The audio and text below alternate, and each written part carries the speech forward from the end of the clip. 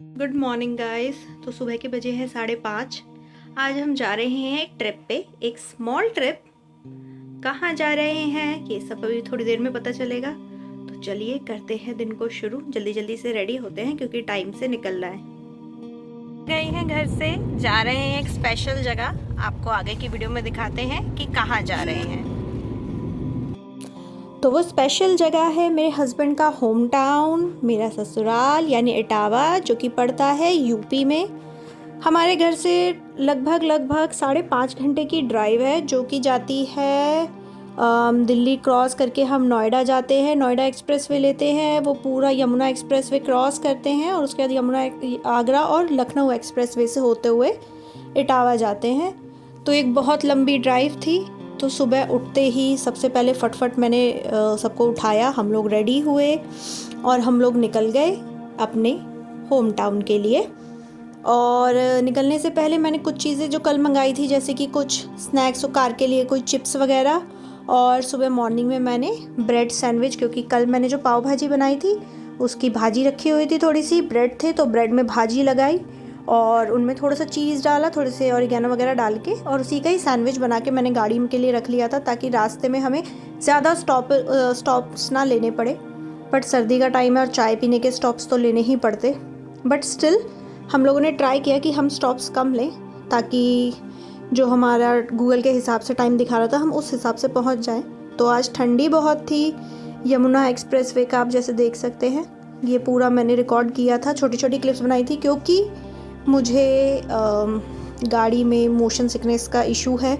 तो इसलिए मेरी कभी भी आप ट्रैवल की कोई भी वीडियो देखोगे, कहीं हम जा रहे हैं या कुछ भी, तो उसमें आपको रास्ते के बहुत ही कम व्यूज़ मिलेंगे, क्योंकि गाड़ी चलाते चलाते मुझसे शॉट बिल्कुल भी नहीं लिए जाते। आई डोंट नो ये कैसा इशू है, बट जैसे ही अगर मैं थोड़ी देर भी फ़ोन देखूँ मुझे नॉशियस फील होने लगता है, मुझे अजीब सा होने लगता है। इसलिए मेरे बहुत ही कम क्लिप्स होंगे रास्ते के। बट हाँ, बहुत सुंदर रास्ता था, ठंडी थी, फॉग था और बड़ा मज़ा आ रहा था ट्रैवल करने में। अच्छे अच्छे गाने बजाए हुए थे हमने। लावण्या थोड़ा थोड़ा बोर हो रही थी पीछे बैठे बैठे, क्योंकि ऐसे लॉन्ग ड्राइव्स पे बच्चों को समझ नहीं आता वो क्या करे पीछे बैठ के। कभी वो सो रही थी, क्योंकि हम मॉर्निंग में निकले थे, तो थोड़ा जाते वक्त मतलब रास्ते में तो वो सो ही रही थी। मैंने उसके लिए कंबल और उसका एक छोटा तकिया रख लिया था, तो वो पीछे सो गई थी थोड़ी देर। तो ये जो सैंडविच है ये मैंने गाड़ी के लिए बनाए थे, और हम लोगों ने अभी गाड़ी चला रहा था तो मैंने ही खिला दिए थे उसको, और मैंने स्मॉल पीस किए थे ताकि खाने के लिए थोड़ा ईजी रहे। तो हल्की सी धूप भी थी तो थोड़ा सा हमने फ़ैशन भी कर लिया। और ये दोनों स्पेक्स मेरे ही हैं, क्योंकि ये अपना स्पेक्स भूल आए थे, इसलिए। ये थे थोड़े सूरज देवता, बहुत ही हल्के से दर्शन हुए, पर बहुत ही अच्छा मौसम था। हल्की हल्की धूप थी बट फॉग कम थी, तो इसलिए हमारा जो ट्रैवल टाइम था वो उतना ही रहा जितना वो दिखाया गया था। अगर फॉग होती तो श्योर हमें बहुत टाइम लगता फिर पहुंचने में वहाँ पे।